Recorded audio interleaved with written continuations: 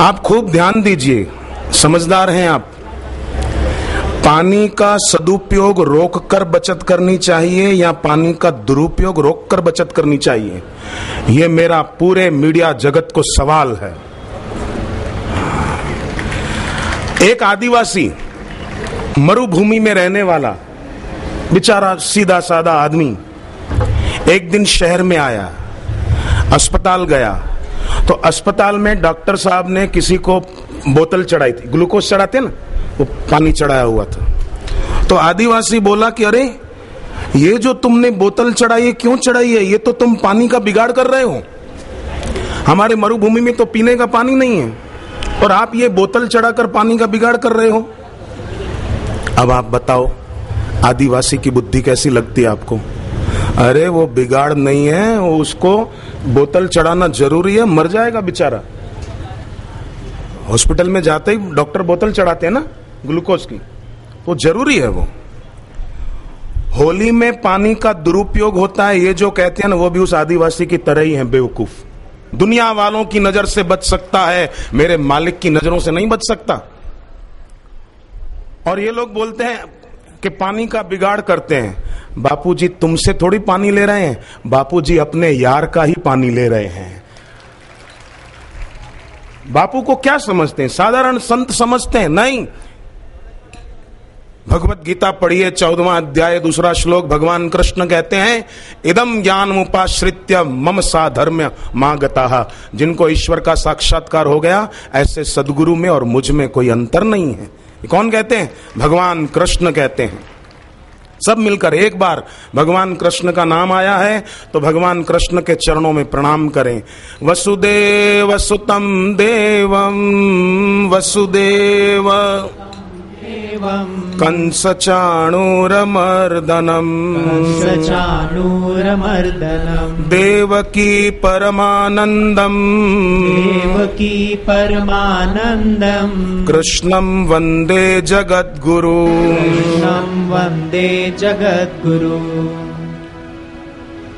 होली के द्वारा, होली पर्व के द्वारा प्राकृतिक होली खेलने का संकेत बापूजी करोड़ों लोगों को देते हैं और उसका जो अनुशीलन करते हैं उससे वे लोग प्राकृतिक होली, जैसा बापूजी कहते हैं, वैसे मनाने वाले लोग जहरीले रंगों के घातक प्रभाव से बच जाते हैं। बिल्कुल सही बात है। 13 साल का एक बच्चा, ध्यान दीजिएगा, मुंबई में पिछले साल होली के पर्व पर 13 साल का एक बच्चा मर गया होली मनाते मनाते, और 235 लोगों को अस्पताल में भर्ती करना पड़ा, क्योंकि होली खेलने के लिए उन्होंने रासायनिक डाई का उपयोग किया था। उसमें एक लड़का मर गया, 235 घायल। अगर उन लोगों को बापूजी का सत्संग मिला होता और प्राकृतिक होली पलाश के फूलों से खेलने की शिक्षा मिली होती तो शायद 13 साल का बच्चा नहीं मरा होता, आज वो जिंदा होता और उसके माँ बाप की खुशियों में शरीक होता, उसके माँ बाप खुश होते आज की होली पर भी। पर सत्संग नहीं मिल पाया। पूज्य बापू के संकेत अनुसार कई लोग बच जाते हैं, कई लोग। बापूजी के संकेत से होली मनाने से लोगों का पैसा भी बचता है। जहरीले रंग नहीं खरीदे, पैसा बचा, और जहरीले रंग लगे तो फिर कपड़े भी खराब हो, चेहरा खराब हो, फिर साबुन खर्चो, सर्फ कपड़े धोने में खर्चो, तो सर्फ साबुन का खर्चा प्लस चमड़ी खराब हो जाए। साल भर तो गर्मी से, धूप से त्वचा को बचाया, बालों को बचाया, पर जहरीले रंग एक ही दिन में त्वचा को कितना नुकसान पहुंचाते हैं।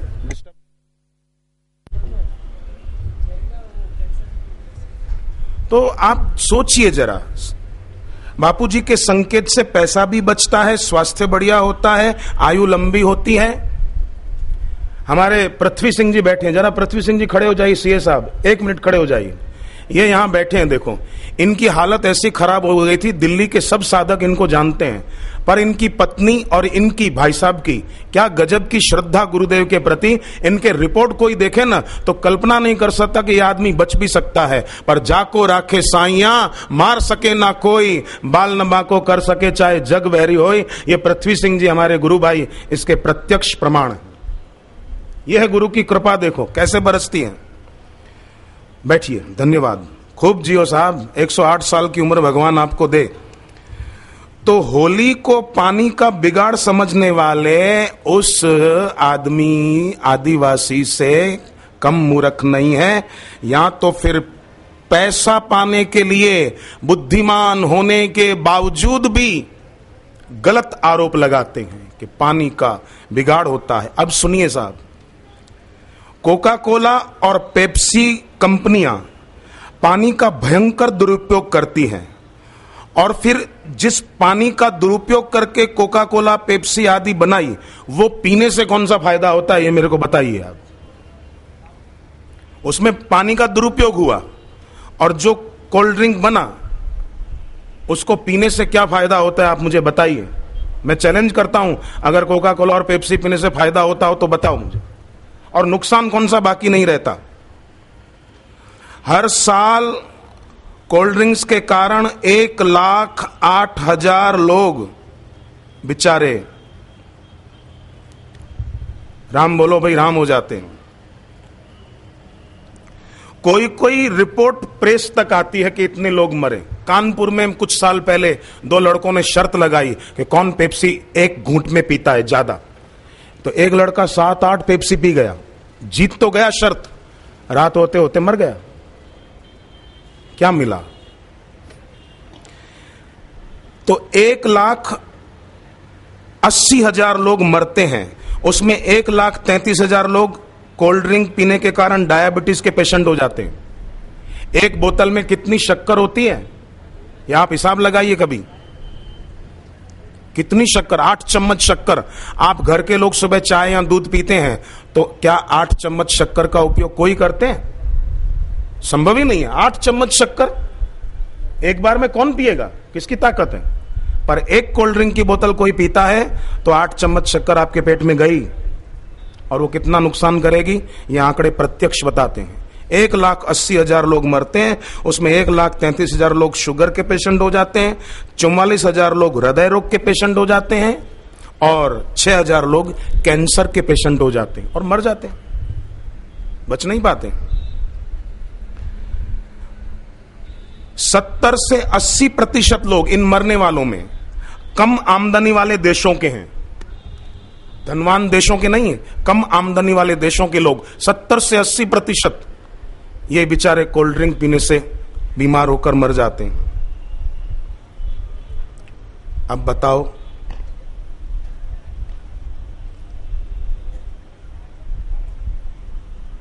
कम आमदनी वाले देश के लोग जो बेचारे आमदनी कम होने के कारण पीड़ित भी रहते हैं और फिर बीमारियों का कष्ट भोग कर मर जाते हैं।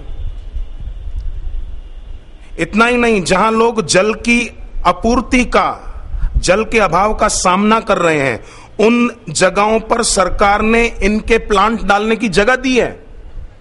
जहां पानी का अभाव है भाइयों, वहां सरकार ने इन कोल्ड ड्रिंक की कंपनियों को प्लांट डालने के लिए जगह दी है, और स्थानिक लोगों की तकलीफ बढ़ गई है क्योंकि पानी ये खींचते हैं ज्यादा, स्थानिक लोग परेशान हो गए। और ऐसे स्थान है नेलामंगल, पानीपत, भरूच,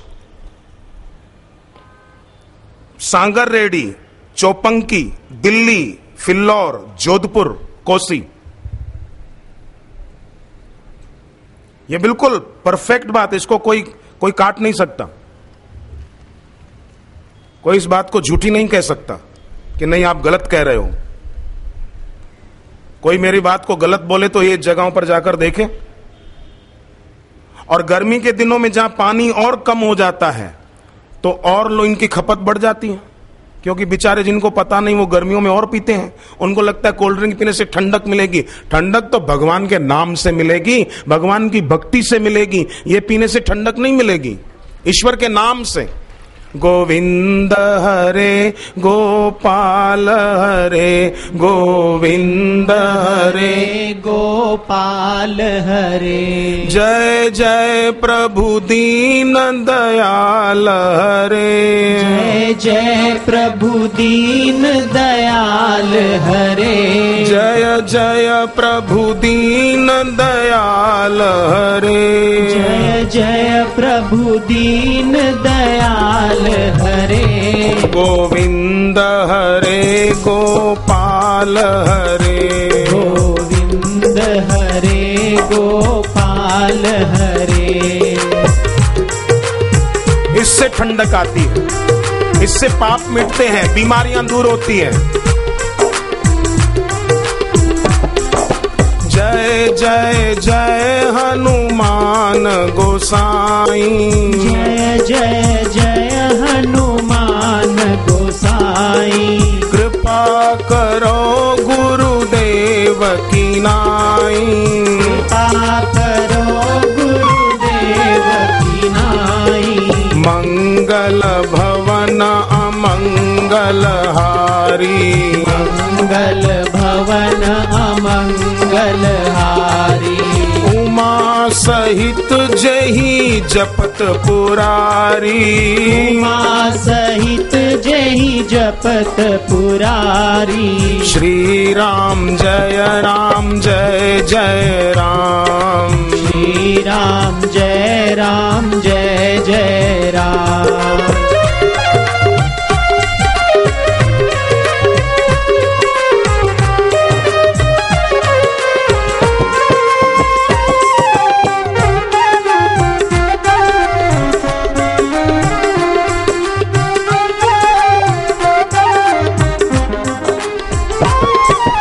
दीन दयाल बिरद संभारी।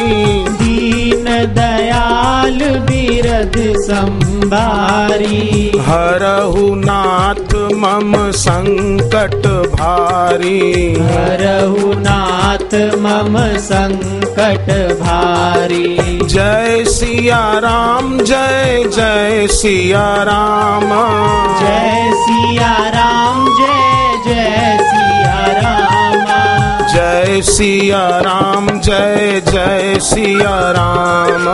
जय सिया राम जय जय सिया राम। जय सिया राम जय जय सिया राम। जय सिया राम जय जय सिया राम। तो ये भगवान के नाम से ठंडक आती है। गुजरात में एक संत हो गए अखा भगत, उन्होंने कहा साची शीतलता अखा। अखा भगत गुजरात में, साची शीतलता अखा सदगुरु के रे संग। सच्ची शीतलता सदगुरु के संग में है। सुखदाई शीतल हृदय देखत शीतल नयन।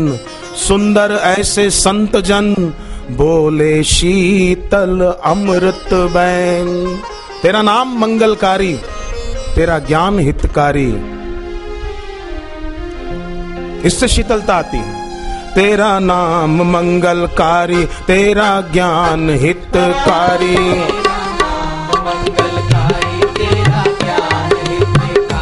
तेरे चरणों का ध्यान लगाऊं नित ही। मेरे गुरुवर चाहे सबका हित ही। मेरे गुरुवर चाहे सबका हित ही।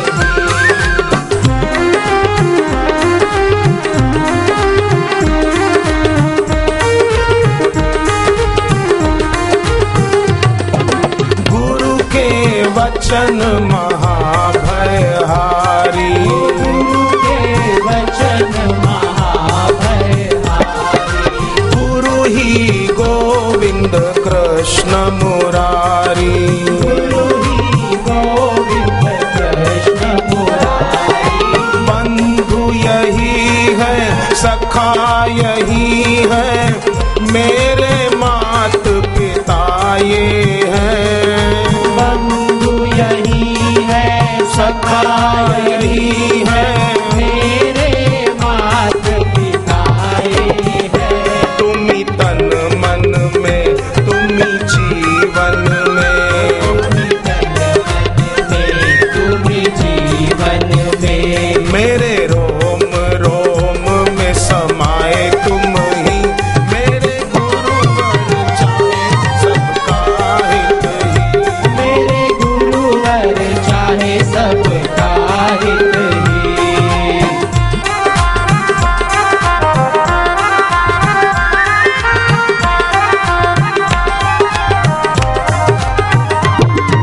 सुख दुख में सम रहना सिखाए, सुख दुख में सब रहना सिखाए।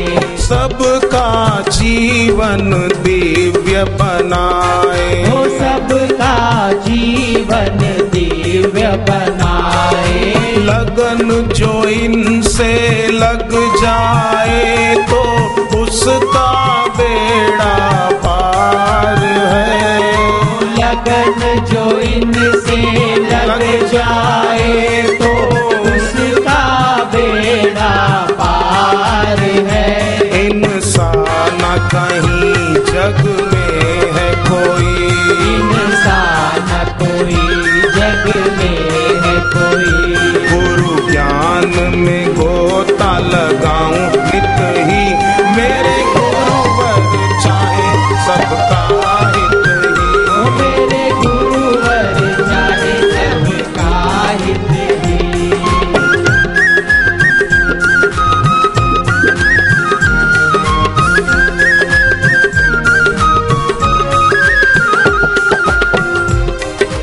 तो बुद्धि की शुद्धि सत्संग से होती है, भगवान के नाम से होती है।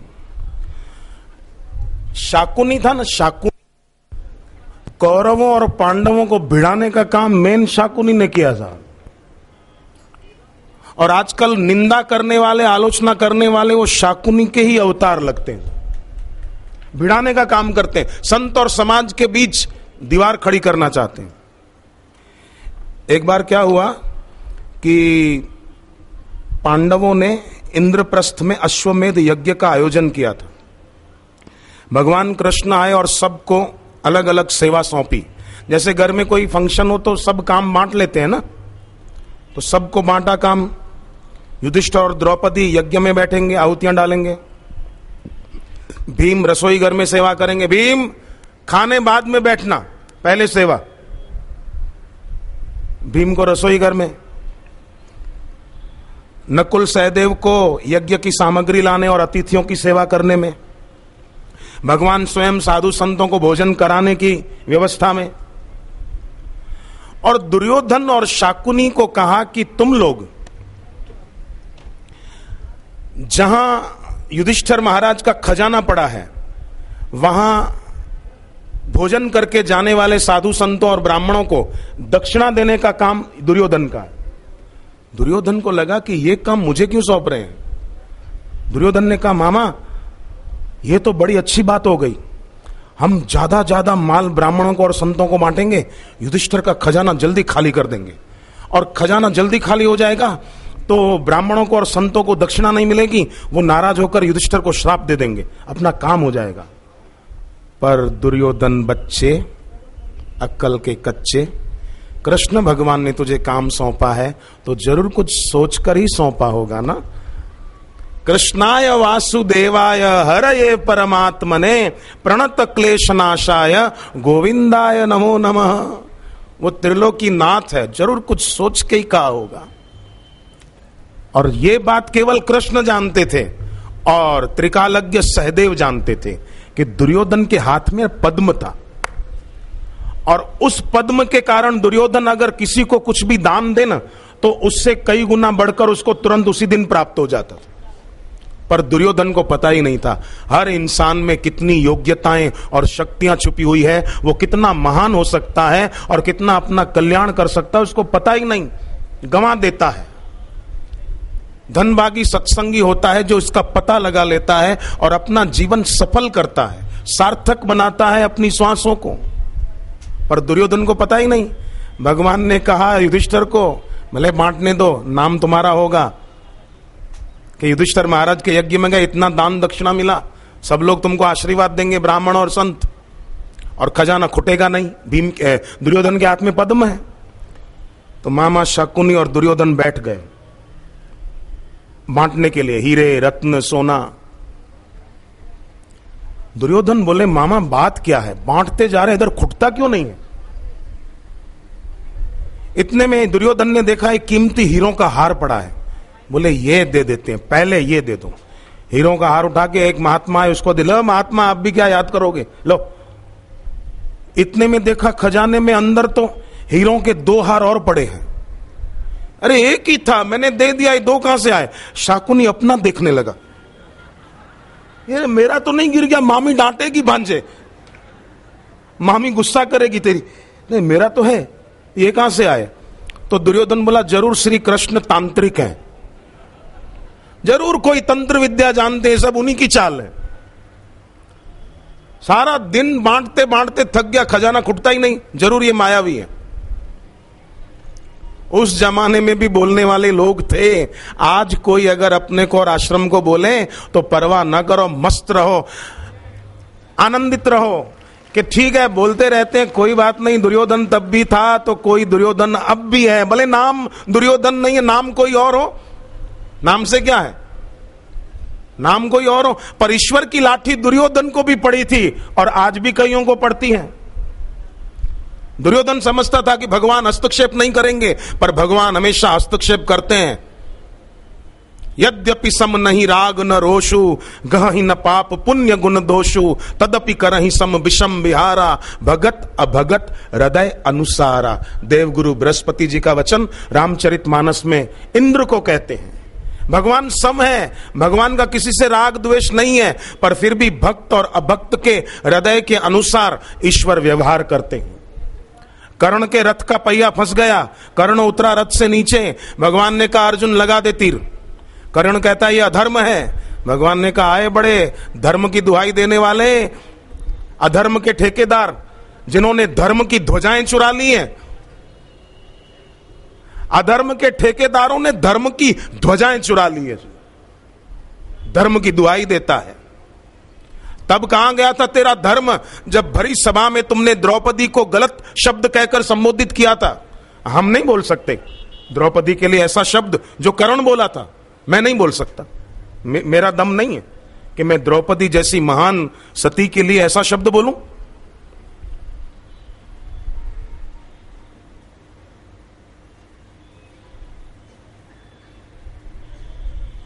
आखिर कर्ण मारा गया।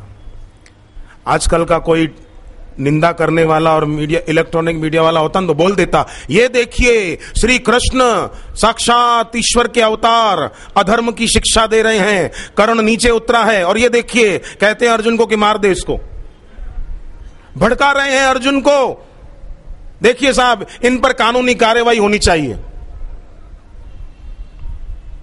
दुर्योधन कहता है मामा मैं तो थक गया सारा दिन बांटते बांटते, चलो अब कहीं जरा यज्ञ को देखें क्या हो रहा है उधर, यज्ञ में चल के जरा चक्कर मारते हैं। तो यज्ञ में युधिष्ठिर और द्रौपदी बैठे थे, आहुतियां डाल रहे थे। तो उस जमाने में तो घी कोई चम्मच से 2-2 बूंद नहीं डालते थे यज्ञ कुंड में। आजकल लोग घी बहुत कम डालते हैं यज्ञ कुंड में। खुद के लिए तो रोटी पर खूब लगाएंगे, चम्मच भर के डालेंगे, और यज्ञ कुंड में स्वाहा, खाली चम्मच घी में डुबाई बस, स्वाहा, गिर ही नहीं रहा है, चम्मच में लगा ही नहीं घी, स्वाहा। एक तो पंडित जी ऐसे बेचारे, सब पंडित ऐसे नहीं होते, पर एक ऐसे गाय का घी उनको चाहिए था। यजमान को कहा कि यज्ञ में गाय का घी खूब लगेगा। बोले हाँ यज्ञ होना चाहिए।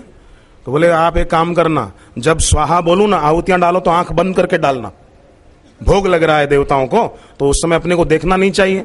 जैसे मंदिर में पर्दा होता है, ठाकुर जी को भोग लगाते हैं, तो जब मैं आहुति डालूं स्वाहा तो आंख बंद कर लेना। तो जब बोले स्वाहा, यजमान आहुति डालें आंख बंद करके, और वो घी का चम्मच यज्ञ कुंड में डालने के बदले इधर एक एक्स्ट्रा डब्बा रखा था, स्वाहा। फिर ओम भूर्भुवः स्वः तत्सवितुर्वरेण्यं भर्गो देवस्य धीमहि धियो यो न प्रचोदयात्, ओम ओम स्वाहा। तो पंडित का चेला बैठा देख गया, पंडितम पंडितम आपम चोरम। पंडित ने कहा, ए आधा तोरम आधा मोरम, मत कर शोरम मत कर शोरम, आधा तोरम आधा मोरम। हे भगवान हे भगवान हे भगवान। तो युधिष्ठिर महाराज भर भर के आहुतियां डाल रहे थे। ओम याते रुद्र शिवा तनूर घोरा, पाप काशिनी तया नस्तनुवा शंतमया, गिरिशंताभिचाकशी ओम स्वाहा। बहुत सुंदर वैदिक मंत्रों से घी की आहुतियां भर भर के डाल रहे थे। तो दुर्योधन शाकुनी को कहता है, मामा ये लोग घी का बिगाड़ नहीं कर रहे हैं, इतना सारा घी हवन कुंड में डालने की जरूरत क्या है। कल को तो ये कुप्रचार करने वाले ऐसा भी बोलेंगे कि दिवाली में हिंदू लोग घरों में दिए जलाते हैं, तेल का बिगाड़ है, दिए में तेल का बिगाड़ हो रहा है। फिर कल को ऐसा भी बोलेंगे हिंदू लोग रोटी खाते हैं, ये अन्न का बिगाड़ है।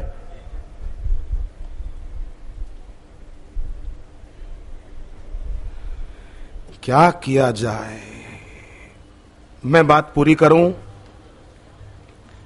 कोका कोला, पेप्सी आदि कंपनियों ने उन इलाकों में जहां पानी की कमी है वहीं उन्होंने प्लांट लगाए हैं और वहां के ग्राउंड वाटर को खत्म कर दिया है। फिर भी गर्मी के दिनों में पानी की मांग बढ़ने के बावजूद प्रोडक्शन बढ़ा देते हैं, और प्रोडक्शन बढ़ जाता है तो लोगों की तकलीफ बढ़ जाती है, स्थानिक लोगों की पानी की दिक्कत बढ़ जाती है।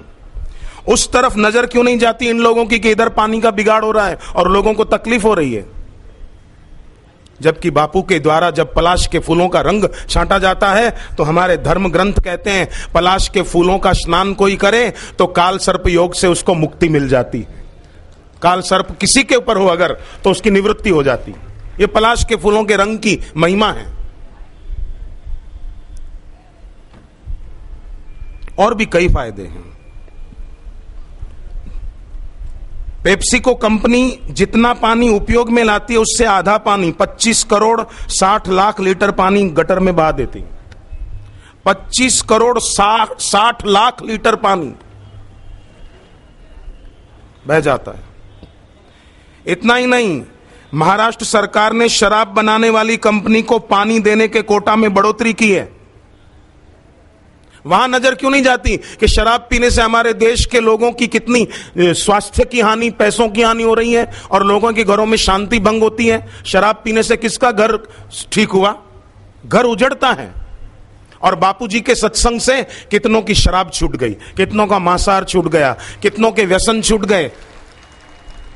राष्ट्र सुख का संवर्धन बापूजी के सत्संग से हो रहा है। राष्ट्र हितकारी प्रवृत्ति बापूजी के सत्संग के द्वारा हो रही है। हमारा भारत देश व्यसन मुक्त होने के रास्ते में आगे बढ़ रहा है। ये बापूजी के सत्संग का प्रताप है, बापूजी की दीक्षा का प्रताप है कि हमारे देश के लोग व्यसन मुक्त हो रहे हैं और हमारा भारत देश विश्व गुरु के पद पर अभिषिक्त होने जा रहा है। ये गुरुदेव के सत्संग का प्रताप है और होके रहेगा। सारे जहां से अच्छा हिंदुस्तान हमारा। मैं अमेरिका से लौट कर आया तो किसी ने मेरे को पूछा आपको अमेरिका में कैसा लगा? मैंने कहा ईस्ट और west, India is the best. Bharat Bharat है। भारत एक विलक्षण देश है। भारत में जन्म मुक्त होने के लिए होता है और उस भारत देश में हमारा जन्म हुआ है। और गुरुदेव जैसे सदगुरु का सानिध्य हमको मिलता है। त्वचा विशेषज्ञ डॉक्टर आनंद कृष्ण कहते हैं कि पूरा साल लोग त्वचा और बालों की देखभाल करते हैं, पर होली पर केमिकल वाले रंगों से त्वचा और बालों को बिगाड़ देते हैं। पर पलाश के फूलों से होली खेलने वाले इसको सुधार लेते हैं। महाराष्ट्र विधानसभा में विपक्ष के नेता विनोद तावड़े ने सबूतों के साथ महाराष्ट्र में बियर बनाने के लिए राज्य सरकार द्वारा कंपनियों को पानी के आंकड़े चौंकाने वाले बताए कि कितना पानी जाता है। पहली कंपनी का नाम बताया, मिलेनियम बियर इंडिया लिमिटेड। पहले उनको सप्लाई होती थी 1288 लीटर पानी प्रतिदिन, एक दिन का। और एक ही साल में नवंबर 2012 में दुगना सप्लाई 2014 करोड़ लीटर पानी प्रतिदिन। फॉस्टर्स इंडिया लिमिटेड, इस कंपनी को 2012 करोड़ लीटर पानी प्रतिदिन जनवरी में मिलता था, पर 2012 जनवरी में प्रतिदिन 888 करोड़ 70 लाख लीटर पानी प्रतिदिन मिलता था। नवंबर 2012 में 1000 करोड़ 70 लाख तक प्रतिदिन दिया जाने लगा। विनोद तावड़े ने महाराष्ट्र विधानसभा में यह सवाल उठाया कि इतना पानी का बिगाड़ ये लोग कर रहे हैं। इंडो यूरोपियन बिवरेजेस पहले 252 करोड़ 10 लाख लीटर पानी प्रतिदिन उसको दिया जाता था, अब 470 करोड़ 10 लाख लीटर प्रतिदिन दिया जाता है। औरंगाबाद वेवरी, इस विशाल शराब की भट्टी को 1400 करोड़ 30 लाख लीटर पानी प्रतिदिन दिया जाता था, अब 1462 करोड़ 10 लाख लीटर प्रतिदिन पानी दिया जाता है, प्रतिदिन। और बापूजी होली के रंग में साल में एक बार होली का रंग छांटते, कितना सा छांटते हैं? ये प्रतिदिन 1462 करोड़ 10 लाख लीटर शराब बनाने के लिए, लोगों की तबाही हो जाए उसके लिए। और बापूजी जरा सा रंग छांट देते हैं तो उनकी आंखों में आ जाता है, जरूर लगता है कुछ दुखे छे पेट ने कूटे जे माथू। यहां तो बेवकूफी है, यहां तो फिर कुछ इशारे हैं दूसरों के और पैसे मिल रहे हैं, इसलिए बेबुनियादी आरोप आश्रम पर लगा रहे हैं। कत्लखानों में गाय कटती है, हमारे देश की गौ माता, जिस गौ माताओं के पीछे भगवान कृष्ण हमारे नंगे पांव घूमते थे और गाय माता की सेवा करते थे, वहीं मुंबई के एक कत्लखाने में, देवनार नामक एक कत्लखाना गायों का, 10 दिन तक गायों को भूखा रखा जाता है और उल्टा लटकाकर गायों को 200 डिग्री की गर्मी दी जाती है, 200 डिग्री, और तड़पा तड़पा कर मारा जाता है गौ माताओं को। वहां 180 टैंकर पानी प्रतिदिन खर्च होता है वहां सफाई करने में। उधर नजर क्यों नहीं गई? क्यों नहीं दिखाया कि गौ हत्या हो रही है इतनी प्रतिदिन? और बापूजी गायों की सेवा कर रहे हैं। हजारों गायें हैं आश्रम की गौशालाओं में, 40 से ज्यादा गौशालाएं हैं आश्रम की, बड़ी बड़ी, जहां गौ माताओं की सेवा होती है। कुत्ते नहीं पालते आश्रम में, गौ माताओं की सेवा होती है। और गौशाला से कोई कमाई नहीं हो रही है और गौ माता की सेवा के लिए आश्रम कोई चंदा भी नहीं मांगता है, फिर भी बापूजी की दया से, बापूजी के बल से गौ माता की सेवा बहुत अच्छी हो रही है। राजस्थान के मुख्यमंत्री अशोक गहलोत को शाबाश है, धन्यवाद है। अशोक गहलोत जी अपनी राजस्थान की निवाई में गौशाला में आ गए थे एक दिन, और गौशाला में गायों की सेवा देखकर मुख्यमंत्री अशोक गहलोत खुश हो गए और कहने लगे, वहां के व्यवस्थापक को मेरी बापूजी से बात कराओ। व्यवस्थापक ने गुरुजी से बात हो जाए ऐसी व्यवस्था कर दी। मुख्यमंत्री अशोक गहलोत बापूजी को कहते हैं, बापू आपकी यहाँ की गौशाला में हजारों हजारों गौ माताओं की सेवा देखकर मुझे बड़ी खुशी हुई। बापूजी ने कहा, हमारी नहीं, आपकी है, आपका ही है, हमने अपना कभी माना ही नहीं, हम तो बस सेवा हो जाए गायों की। ये को नहीं दिखाते कि बापूजी के द्वारा गायों की सेवा हो रही है। और कत्लखाने मुंबई देवनार, एक कत्लखाने में 180 टैंकर पानी गायों का, जहां खून, गायों की हत्या होती है, वहां 180 टैंकर पानी बिगड़ता है, वो क्यों नहीं दिखाया कभी? और बापूजी गायों की सेवा करते हैं, हजारों हजारों गायें हैं आश्रम की गौशालाओं में।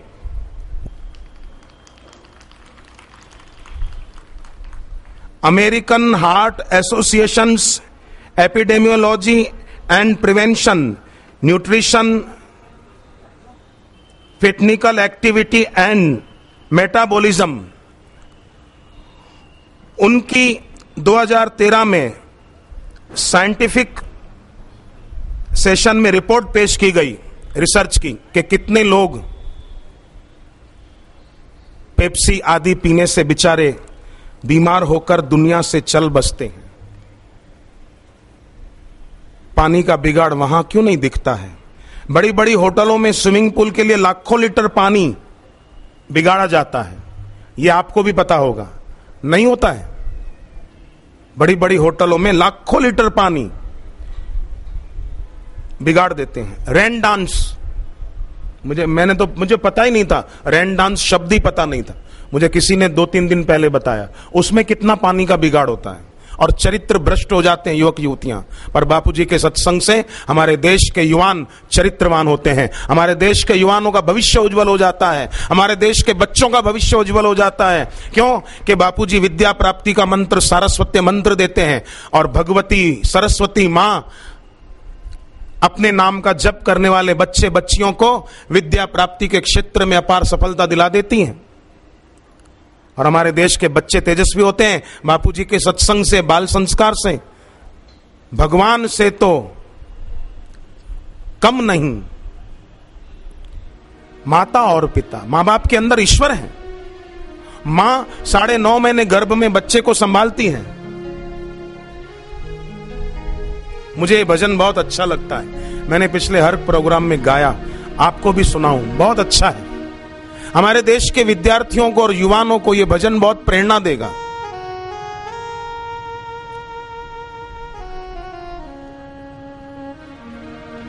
भगवान के ही रूप है ये माता और पिता, भगवान के ही रूप है ये माता और पिता, इनके ही प्यार से चले इस बात का पता, इनके ही प्यार से चले इस बात का पता। भूलो सबको तुम मगर माँ बाप को मत भूलना, भूलो सबको तुम मगर माँ बाप को मत भूलना। अगणित है उपकार तुम इस बात को मत भूलना, अगणित है उपकार तुम इस बात को मत भूलना। मनुस्मृति हमारे देश का ग्रंथ क्या कहता है कि बेटा अगर तीर्थ में जाए, गंगा में डुबकी लगाए तो उसका पुण्य अपने माता पिता को अर्पण करे। आज के गंगा स्नान का पुण्य मेरी माँ के नाम, मेरे पिताजी के नाम, मेरे दादा के नाम, मेरी दादी के नाम।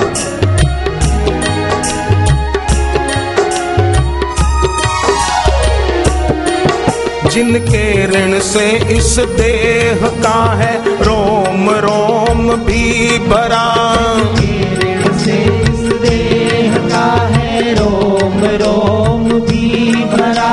क्या दोगे उसको जिसने तुमको गर्भ में था धारण किया, क्या दोगे उसको जिसने तुमको गर्भ में था धारण किया। 9 माह का समय तुम्हारे पोषण में दिया, 9 माह का समय तुम्हारे पोषण में दिया। भगवान के ही रूप है ये माता और पिता, भगवान के ही रूप है ये माता और पिता। भूलो सबको तुम मगर माँ बाप को मत भूलना, भूलो सबको तुम मगर माँ बाप को मत भूलना। औरंगजेब का बाप भी ये बात बोलता है कि हिंदुओं से सीख ले औरंगजेब। हिंदू लोग जीते जी अपने माँ बाप की सेवा करते हैं, पर माँ बाप जब शरीर छोड़ जाते हैं तो उनके नाम का श्राद्ध करते हैं, तर्पण करते हैं, पिंडदान करते हैं, गीता पाठ करते हैं, विष्णु सहस्त्र नाम पढ़ते हैं और पुण्य माँ बाप को अर्पण करते हैं। सीख कुछ हिंदुओं से।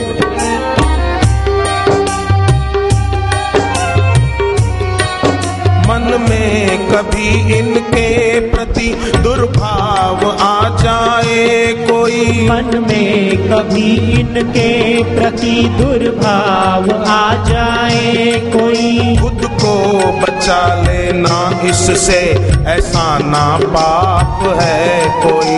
खुद को बचा लेना इससे, ऐसा ना पाप है कोई। माँ बाप को दी पीड़ा, उसने जीवन विफल किया।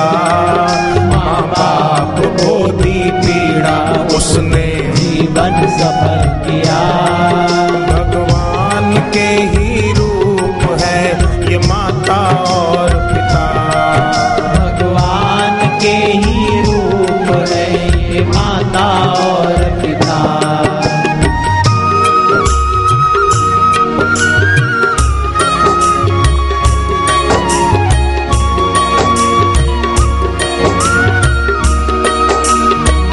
भगवान शिव जी क्या कहते हैं? जो युवान युवतियां अपने माँ बाप का अपमान करते हैं, उनको शिव जी का वचन हमेशा याद रखना चाहिए।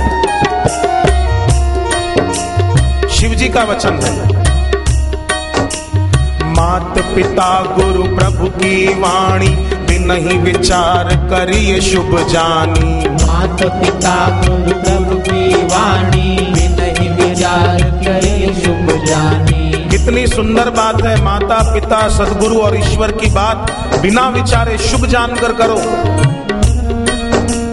मात पिता गुरु प्रभु की वाणी, बिनहि विचार करिए शुभ जानी। मात पिता गुरु प्रभु की वाणी, बिनहि विचार करिए शुभ जानी। और सोचो, जो जवान अपने माँ बाप के सामने जुबान चलाएगा, क्या वो जवान शिव जी को अच्छा लगेगा? जो लड़की अपने माँ बाप के सामने जुबान चलाए और बोले मैं फलाने से लव मैरिज करूंगी, क्या वो बेटी शिव जी को अच्छी लगेगी? क्या वो बेटा बेटी राम जी को अच्छे लगेंगे जो माँ बाप का अपमान कर देते हैं? राम जी क्या बोलते हैं? प्रातः काल उठ के रघुनाथा, मात पिता गुरु ना वही माता। प्रातः काल उठ के रघुनाथा, मात पिता गुरु ना वही माता। आज का जो जवान अपने माँ बाप को प्रणाम करे, वो राम जी को जरूर प्यारा लगेगा। राम जी के मंदिर में आरती की और माँ बाप के दिल को ठेस पहुंचाई तो राम जी राजी नहीं होंगे। राम जी क्या कहते हैं माँ कैकेयी को? सुन जननी सोई सुत बड़ भागी, जो पितु मात वचन अनुरागी। सुन जननी सोई सुत बड़ भागी, जो पितु मात वचन अनुरागी। जो अपने माता पिता के वचनों का अनुरागी होगा, वो जवान भाई बहनें राम जी को बहुत अच्छे लगेंगे। जीते जी ईश्वर का प्यारा होना है तो ईश्वर के सिद्धांत पर चले हमारे देश के जवान। तनय मात पितु तोष निहारा, दुर्लभ जननी सकल संसारा। तनय मात पितु तोष निहारा, दुर्लभ जननी सकल संसारा। हित कर बड़ा ही होता है, माँ बाप का कहना सदा। हित कर बड़ा ही होता है, माँ बाप का कहना सदा। तुम सुखी रहो ये कहकर कहते, हम तो ना होंगे सदा। तुम सुखी रहो ये कहकर कहते, हम तो ना होंगे सदा। बुजुर्ग माँ बाप आशीर्वाद देते संतान को कि बेटे तू खुश रहना, हमारी दुआएं तेरे साथ है। हमारा शरीर भले तेरे साथ सदा नहीं रह पाएगा बच्चे, पर तू सदा खुश रह।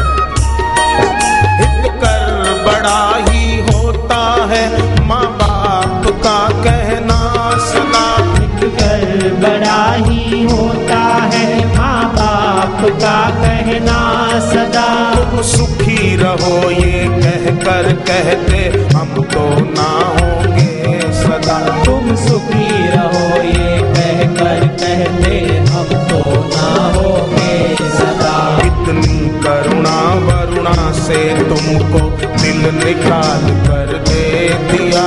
इतनी करुणा वरुणा से तुमको दिल निकाल कर दे दिया। भगवान के ही रूप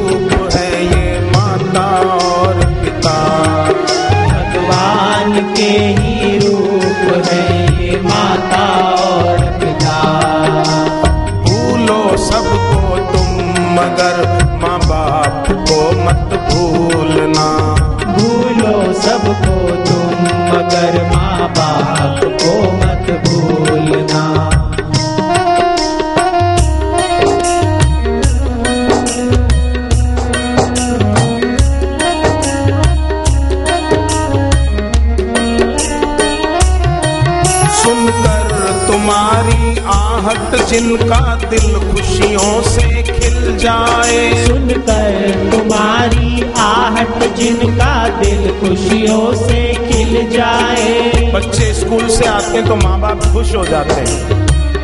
माँ खुद नहीं खाती कि मेरा बच्चा आए फिर मैं खाऊं। सुनकर तुम्हारी आहट जिनका दिल खुशियों से खिल जाए। सुनकर तुम्हारी आहट जिनका दिल खुशियों से खिल जाए। दिल उनका तोड़ कर तुम्हें क्या चैन कभी भी मिल पाए। दिल उनका तोड़ कर तुम्हें क्या चैन कभी भी मिल पाए। जग में सबसे पावन सबसे गहरा है ये नाता। जग में सबसे पावन सबसे गहरा है ये नाता। इनके ही प्यार से चले इस बात का पता। इनके ही प्यार से चले इस बात का पता। भूलो सबको तुम मगर माँ बाप को मत भूलना। भूलो सबको तुम मगर माँ बाप को मत भूलना। माँ बाप को मत भूलना। बाप को मत भूलना। माँ बाप को मत भूलना। बाप को मत भूलना। माँ बाप को मत भूलना। बाप को मत भूलना।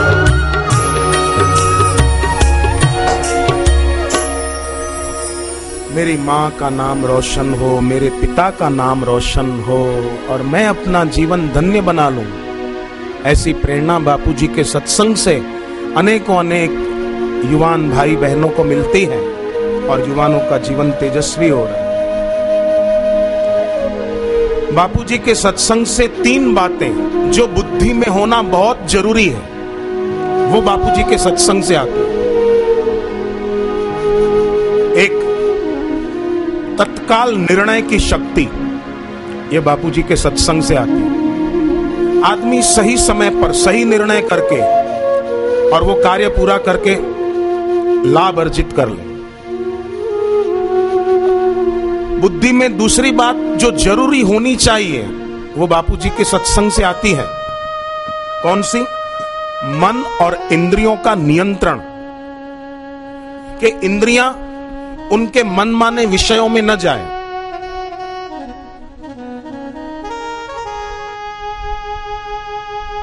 ये दूसरी बात बापूजी के सत्संग से आती है। और तीसरी बात दृढ़ता, साधना में, भक्ति में, आध्यात्मिकता में दृढ़ता। और साधकों में दृढ़ता है तभी तो देखो आलोचक कितने ही आरोप लगाएं, कभी सत्संग में संख्या कम होती देखी नहीं गई।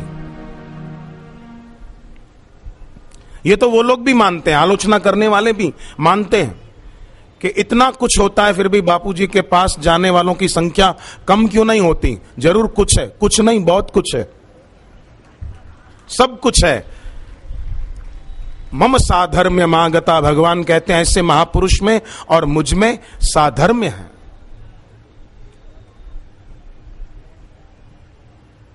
तो तत्काल निर्णय की शक्ति, मन इंद्रियों का नियंत्रण और दृढ़ता, ये 3 हमारी बुद्धि में तब रहती है जब बुद्धि बलवती हो।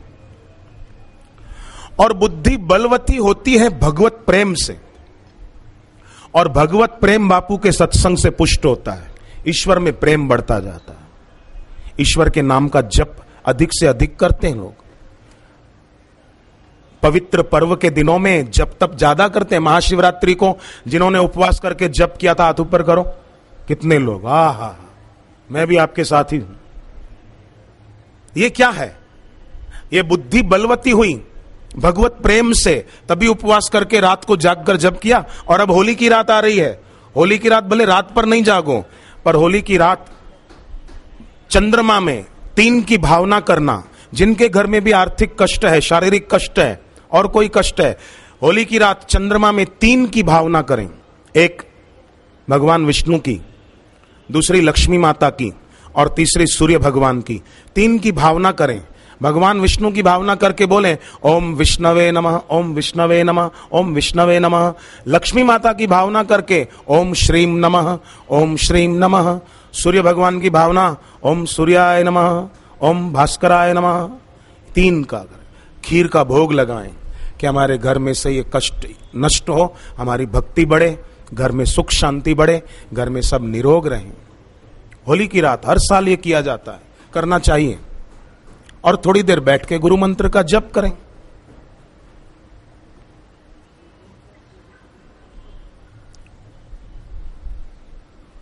और फिर 26 अप्रैल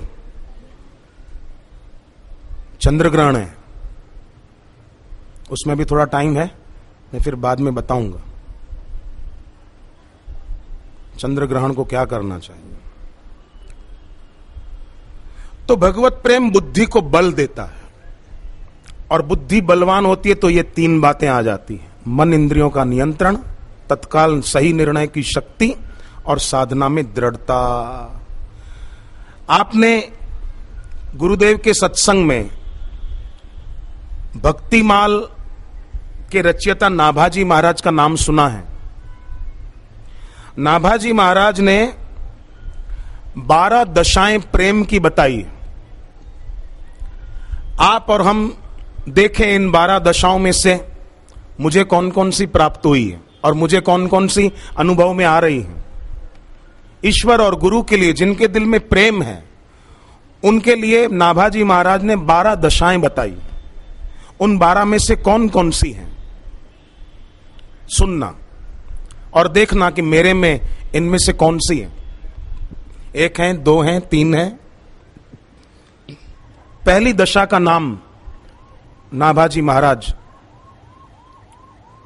भक्तमाल के रचयिता बताते हैं। उक्त नाम दिया, उक्त।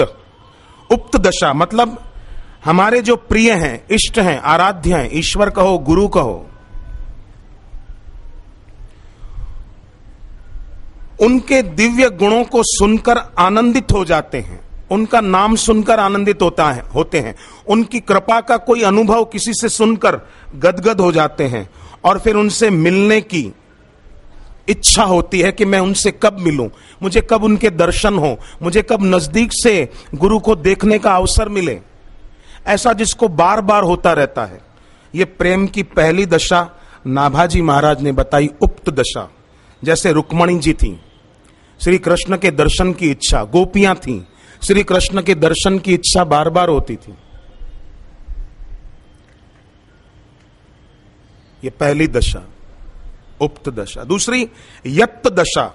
यत्त दशा मतलब अपने प्यारे इष्ट को, गुरु को याद करके किसी से पूछना कि अरे कब आएंगे बापू, कौन सी तारीख को आ रहे हैं दिल्ली में, और दिल्ली में इस बार कहां आ रहे हैं, बोले रोहिणी में आ रहे हैं। अरे वाह, रोहिणी तो बोले हमारे को पास में ही पड़ता है, मजा आ गया भाई, गुरुदेव का सत्संग सुनने का अवसर मिलेगा, होली का पर्व, होली का रंग लगेगा, बहुत अच्छा।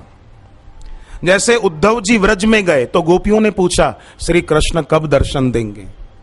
यत्त दशा, उनके बारे में पूछना कि हमें उनका सानिध्य, उनका दर्शन, उनका सत्संग, उनकी पवित्र प्रेम भरी दृष्टि जिससे हमारा हृदय पुलकित आनंदित हो जाता है, वो हम पर कब पड़ेगी।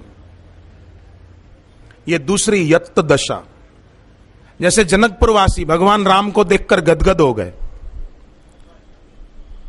और जनकपुरवासी राम जी को देखकर क्या परस्पर बोलते हैं कि हे भगवान, ये जनक राजा ने जो सीता स्वयंवर का आयोजन किया है उसमें धनुष तो इनके हाथ से ही टूटना चाहिए। ये सब संकल्प करने लगे राम जी को देख देखकर। अनुराग जन्य मोह हो गया उनमें। ये यत्त दशा है। जैसे कई साधक करते हैं मेरे गुरुदेव का स्वास्थ्य अच्छा रहे, जप करते हैं कि हमारे बापू का आरोग्य अच्छा रहे, हमारे बापू दीर्घायु हो। ये यत्त दशा कि एक माला मैं उनके नाम की करूं। तीसरी है ललित दशा, मतलब अपने आराध्य को, इष्ट को, गुरु को देखने की उमंग, और कभी वो हमको डांट दें, सबके बीच फटकार दें, गुस्सा कर दे खूब हम पर, फिर भी हमारे मन में उनके प्रति दुर्भाव ना आए, अश्रद्धा ना हो, अपितु अकेले में बैठ के आंख में आंसू बहा लें कि बस गुरुदेव कुछ भी हो, मेरा प्रेम आपके चरणों में कम न हो और मुझे केवल आप प्यारे लगो। मुझे दुनिया की चीजें जो छूट जाएगी और प्रतिपल छूट रही है, मुझे वो चीजें प्यारी न लगे, मुझे मेरा शरीर प्यारा न लगे, मुझे केवल आप प्यारे लगो, बस ऐसी मेरे को सद्बुद्धि दे दो। ये तीसरी दशा। और फिर परिवारजनों में कोई रोके टोके कि क्यों जाते हो सत्संग में, क्या जरूरत है, फिर भी हमारे अंदर सत्संग में जाने का उत्साह और जप करने का उत्साह कम ना हो। ये तीसरी दशा, ललित दशा, नाभाजी महाराज बताते हैं। चौथी दलित दशा, मतलब अपने गुरु, अपने इष्ट आंखों के सामने न हो तो उनके वियोग में रंग बदल जाए, मतलब हमारी विचारधारा बदल जाए। फिर लोगों से मिलेंगे, जुलेंगे, बातचीत करेंगे, पर कहीं मन नहीं लगेगा। जैसे मीरा भगवान के वियोग में कैसी एक अलग ही भाव दशा में रहती थी। राजा की बेटी थी, फिर भी महल की सुख सुविधाएं मीरा को गिरा नहीं सकी, आकर्षित नहीं कर सकी।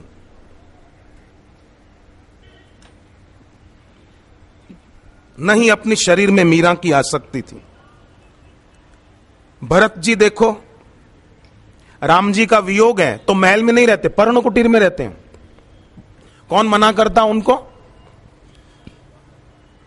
भरद्वाज जी ने रिद्धि सिद्धि के बल से भरत जी के लिए आलीशान महल तैयार कर दिया, खाने पीने की बढ़िया बढ़िया चीजें रखवा दी, पर भरत जी सिद्धियों से बने हुए महल में रहे नहीं। सोचने लगे अगर इस महल में सुख होता तो महाराज खुद पर्ण कुटीर में क्यों रहते हैं। ये चौथी प्रेम की दशा नाभाजी महाराज बताते हैं, दलित दशा। पांचवी मिलित दशा। मुझे नाभाजी महाराज के नाम बड़े प्यारे लग रहे हैं, इसलिए मैं आपके आगे रख रहा हूं। मिलित दशा। मिलित दशा मतलब कि बहुत समय से अपने प्यारे का वियोग था और उनसे मिलने की इच्छा थी, अचानक जब वो मिल गए, हा हा हा हा, एकदम सब भूल गए। गुरु की न कृपा भव त्रास गई, मिट भूख गई, छूट प्यास गई। भूख प्यास भूल जाते हैं, आनंद आनंद आ जाता है। मुझे याद है अच्छी तरह, जब पहली बार बापूजी अमेरिका जा रहे थे, अहमदाबाद से एयरपोर्ट की तरफ बापूजी जा रहे थे, बस वहीं से मुंबई, मुंबई से अमेरिका। तो बहुत साधक, पूरे अहमदाबाद के आसपास के साधक, हम लोग आश्रमवासी कई, सब एयरपोर्ट तक जा रहे थे और किसी से सहन नहीं हो रहा था। कोई ऐसा भाई बहन नहीं होगा कि जिसकी आंख में आंसू ना होते। पहली बार जब बापू 2 महीने के लिए अमेरिका सत्संग करने जा रहे थे, सबको हुआ अरे 2 महीने तक हमको बापू के दर्शन नहीं होंगे। वो दृश्य मुझे याद, 1984-85 की बात है शायद, मैं भूलता नहीं हूं।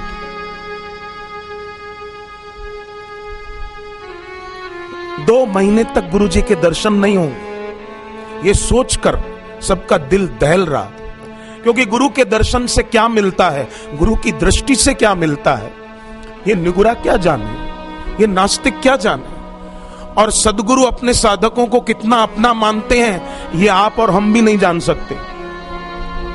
हम तो गुरुदेव को भावना से गुरु साक्षात पर ब्रह्म मानते हैं, पर गुरु का तो अनुभव है कि ये सब ब्रह्म ही है। गुरु को मानना नहीं पड़ता, गुरु का अनुभव है कि ये जीव नहीं, ये तो सब ब्रह्म है।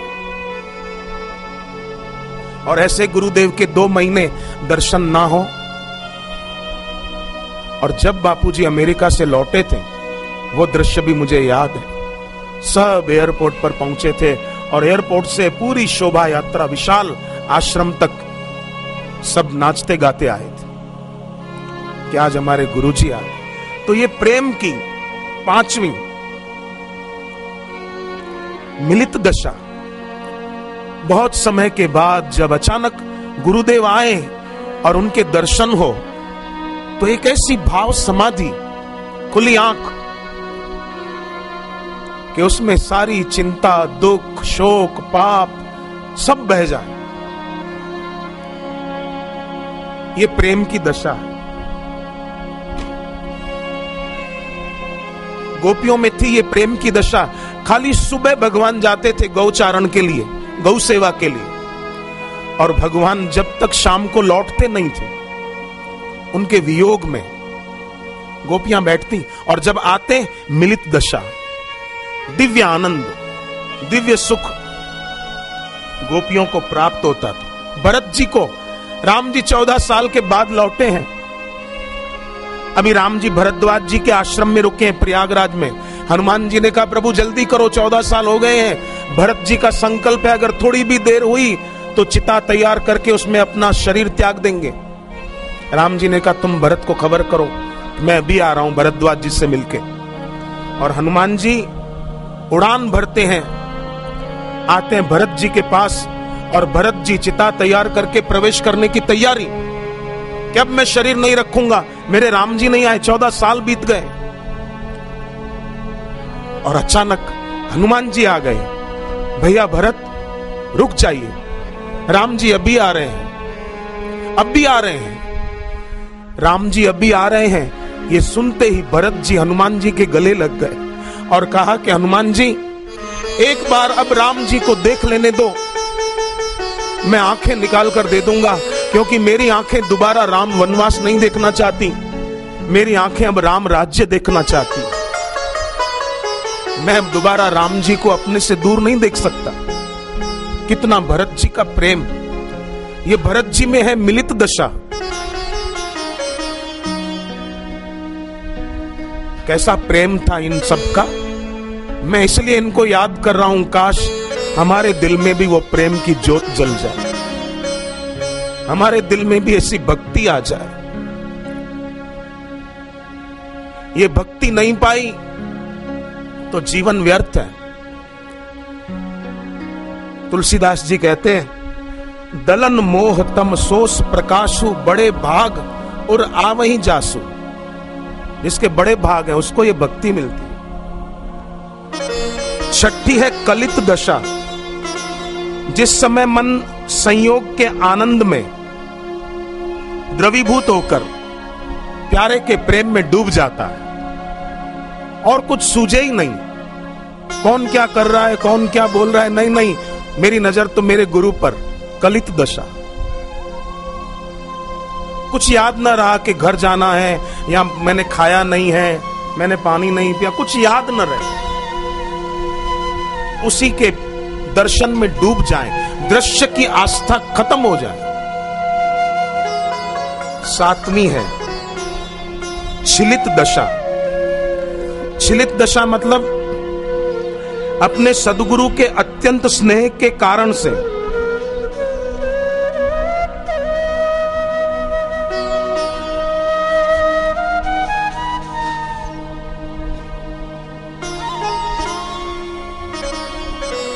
जैसे लक्ष्मण जी चित्रकूट में राम जी के साथ बैठे और पता चला कि भरत जी आ रहे हैं, सारी सेना भी आ रही है। लक्ष्मण जी को क्रोध आ गया कि अगर भरत जी दर्शन करने आ रहे हैं तो सेना लाने की जरूरत क्या है। लगता है कि भरत जी 14 साल के बाद राम राज्य न ले लें, अपना राज्य निष्कंटक बनाने के लिए सेना लेकर आ रहे हैं। आज अगर शिव जी भी बीच में आ जाएं तो भी भरत जी को मुझसे कोई नहीं बचा सकता।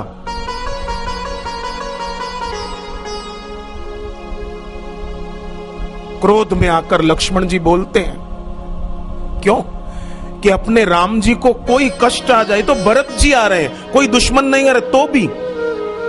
लक्ष्मण जी का क्रोध देखिए, अपने स्वामी पर कोई कष्ट आया, कोई आरोप लगाए। जनक जी ने खाली कहा लगता है धरती वीरों से खाली हो गई सीता स्वयंवर में, और लक्ष्मण जी का क्रोध देखो। रामचरितमानस घर पे हो तो कभी लक्ष्मण जी का प्यार पढ़िए। मैं कभी कभी पढ़ता हूं, बहुत अच्छा लगता है।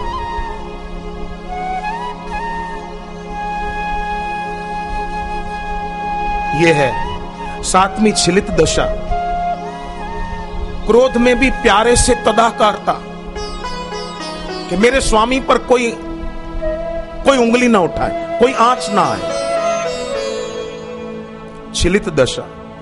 8वीं चलित दशा। शरीर छूटने का समय आया और शरीर छोड़ते छोड़ते भगवान को कहा कि अगर मुझे दूसरा जन्म भी मिले तो मैं मेरे सद्गुरु की ही भक्ति करूं, मेरे आराध्य यही रहे जो इस जन्म में रहे। जैसे सती पिता के यज्ञ में योग अग्नि प्रकट करके शरीर जला दिया, परंतु सती मरत हरिसन वर मांगा, जन्म जन्म शिव पद अनुरागा। देह त्याग का समय है सती जी का, पर देह त्याग के समय मांग क्या रही है? मुझे जन्म जन्म मेरे शिव जी के चरणों में प्यार मिले।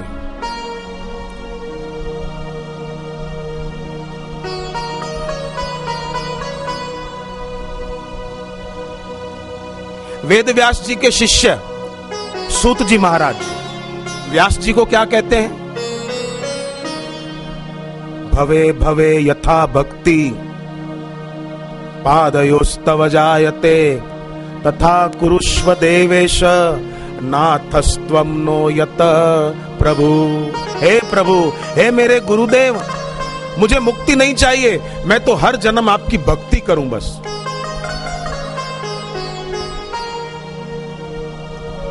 मैं तो सदा तेरी भक्ति करूं। 8वीं चलित दशा।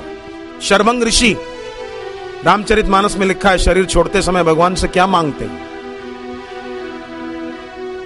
मैं तो सदा तेरी भक्ति करूं, निश दिन तुम्हारी पूजा करूं। मैं तो सदा तेरी भक्ति करूं, निश दिन तुम्हारी पूजा करूं।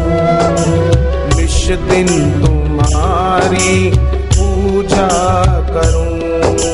निश दिन तुम्हारी पूजा करूं। ये है 8वीं चलित दशा, सती की दशा। चैतन्य महाप्रभु के शिष्य थे ऐसे। चैतन्य महाप्रभु ने जब अपनी लीला समेटी, उनके कई शिष्य वो इस स्थिति में।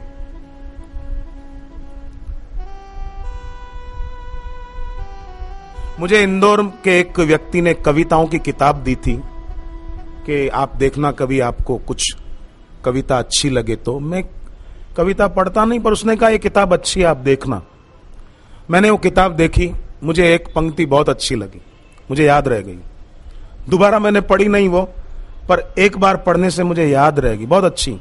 उसमें लिखा था, बस इतनी उम्र का तलबगार है मजबूर, बस इतनी ही उम्र का तलबगार है मजबूर, ना मरूं उनके पहले और ना जीऊं उनके बाद। ना मरूं उनके पहले और ना जीऊं मैं उनके बाद, बस इतनी उम्र का ही तलबगार है मजबूर। मुझे उस किताब में ये बात बहुत अच्छी लगी। ये है 8वीं चलित दशा। 9वीं है क्रांत दशा। नाभाजी महाराज ने बड़े सुंदर नाम चुने। क्रांत दशा, प्यार की। अपने प्यारे इष्ट के चिंतन से जो उनका स्वरूप मन में प्रकट हुआ, शांत बैठे और उनका चिंतन करते करते उनका जो स्वरूप आया, मन से ही उनका श्रृंगार कर रहे हैं, उनको माला पहना रहे हैं, उनको वस्त्र पहना रहे हैं, उनके साथ बात कर रहे हैं, उनके साथ बात करते करते हंस रहे हैं।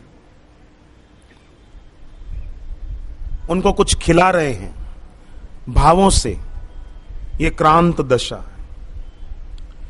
इसी का एक और रूप क्रांत दशा का विक्रांत। भक्त जब अपने इष्ट के, अपने गुरु के रूप में आसक्त होकर प्रेम प्राप्त होने से अपने भाग्य की बड़ाई करता है कि मैं बड़ा भाग्यशाली हूं, मैं बहुत भाग्यशाली हूं कि मुझे बापू जैसे गुरु मिले और मुझे उनके चरणों की प्रीति मिली, मुझे उनके प्रति श्रद्धा दिल में मिली, हम बहुत भाग्यशाली हैं, हम बड़े भाग्यशाली हैं। विक्रांत, क्रांत फिर विक्रांत, प्रेम की ये 9वीं दशा का एक दूसरा रूप विक्रांत। अपने भाग्य की सराहना।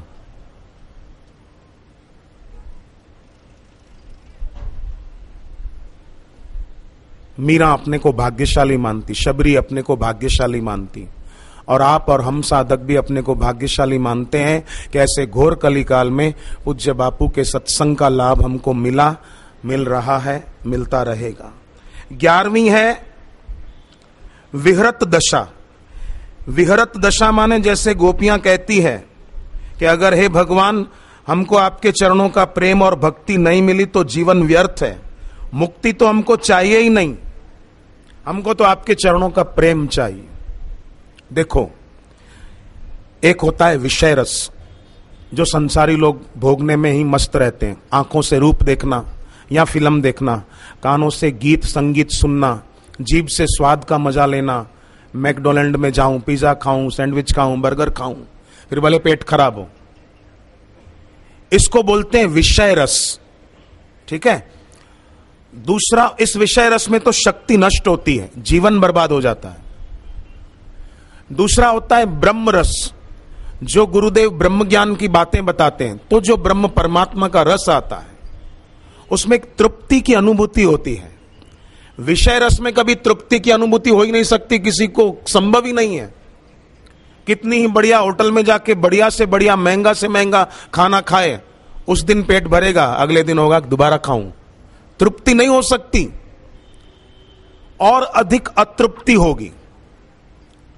संसार तृप्ति का आश्वासन देता है, तृप्ति नहीं देता, पर गुरु के ब्रह्म ज्ञान के सत्संग में ब्रह्म रस की प्राप्ति होती है और उससे तृप्ति होती है, आत्म शांति मिलती है, विषय रस का आकर्षण छूटता है, ब्रह्म रस।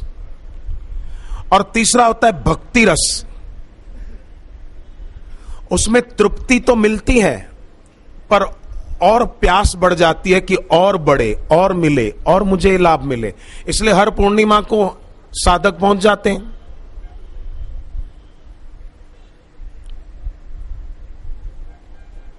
गहराई में है ये तीसरा, विषय रस से ऊपर उठे, ब्रह्म रस पाते हैं और भक्ति रस है भी, और प्यास बनी हुई है, तभी तो बैठते, नहीं तो क्यों बैठते। कितनी देर से आप आ जाते, मैं आया उसके पहले आप आ गए, मैं तो जल्दी आ जाता, पर हमारा प्लेन लेट चला उधर से, जम्मू से, फिर रास्ते में ट्रैफिक बहुत था। मैं तो जम्मू से जहाज में बैठा, सत्संग पंडाल से सीधा वहां गए, फिर जम्मू से यहां आए, एयरपोर्ट से मैं निवास नहीं गया, मैंने कहा देर होती, चलो जल्दी सीधे सत्संग में यहां आ गए। तो आप सबको भी इतनी संख्या में बैठे हुए देखकर अच्छा लगा कि कितनी प्यास है सत्संग की, गुरु दर्शन की। तो 11वीं ये विहरत दशा भक्ति रस की प्राप्ति करा दे, विषय रस अच्छा न लगे, इंद्रियों के विषय फीके लगे, उसकी इच्छा ही ना हो।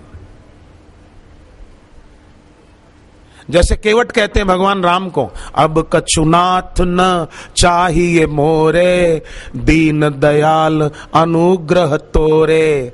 भरत जी कहते हैं प्रयागराज में, अर्थ न धर्म न काम रुचि, गति न चाहूं निर्वाण, जन्म जन्म रति राम पद, यह वरदान न आन। तुलसीदास जी कहते हैं गणपति जी को, मांगहूं तुलसीदास कर जोरे, बस ही राम सिय मानस मोरे। राम और सीता मेरे दिल में बसे। कितनी सुंदर मांग है।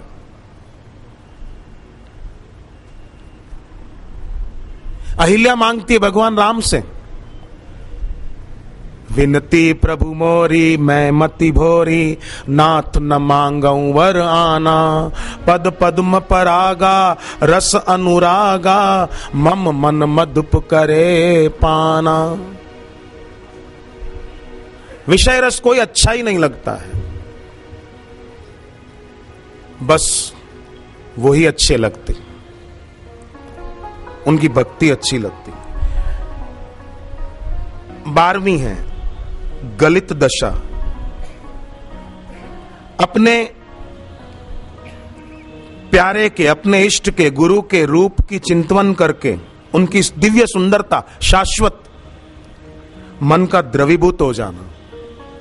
शांत बैठे हैं, आंख खुली है तो उनके चित्र के तरफ, और आंख बंद है तो वही बंद आंखों के सामने है और कोई नहीं।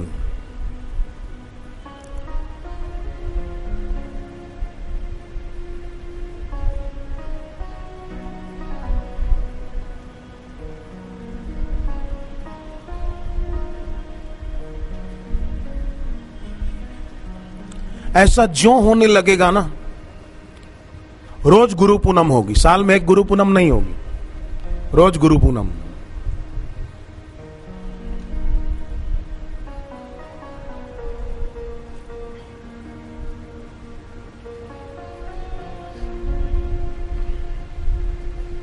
उनमें प्रीति पक्की हो जाएगी, स्थायी हो जाएगी। पराभक्ति, जिसको शांडिल्य भक्ति सूत्र में कहा, संतृप्त दशा।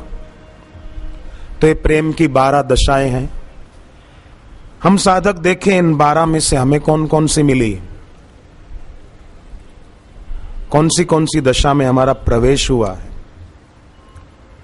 और जिनमें हुआ है, ईश्वर को, गुरु को प्रार्थना करें कि ये 12 प्रेम की दशा जो नाभाजी महाराज ने बताई हैं,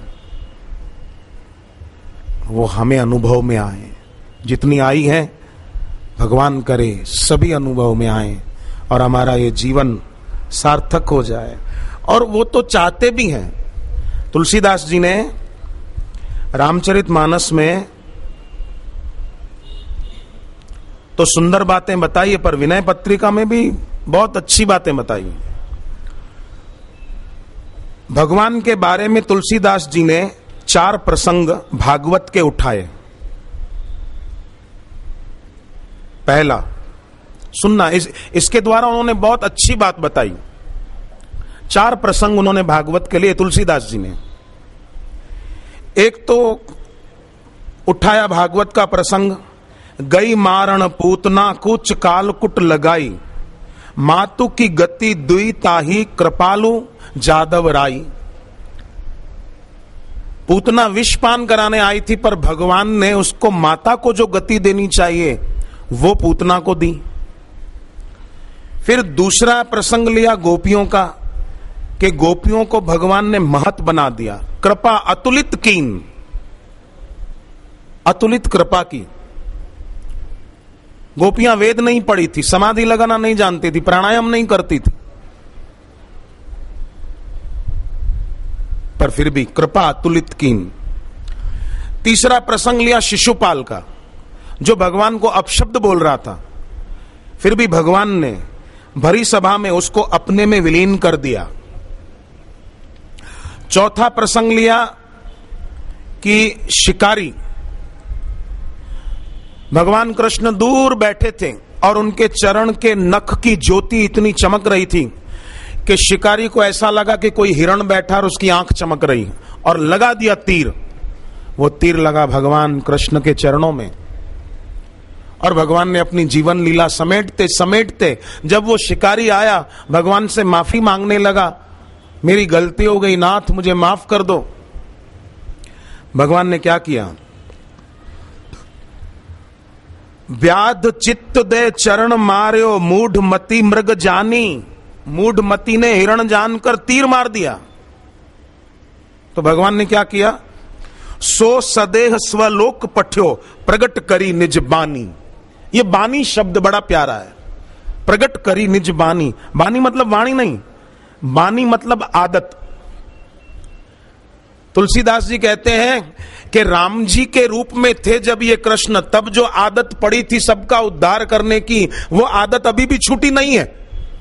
ये राम जी ही द्वापर में कृष्ण बनकर आए हैं, पर बानी श्री रघुवीर की ये बानी, उनकी ये आदत अभी भी छूटी नहीं है।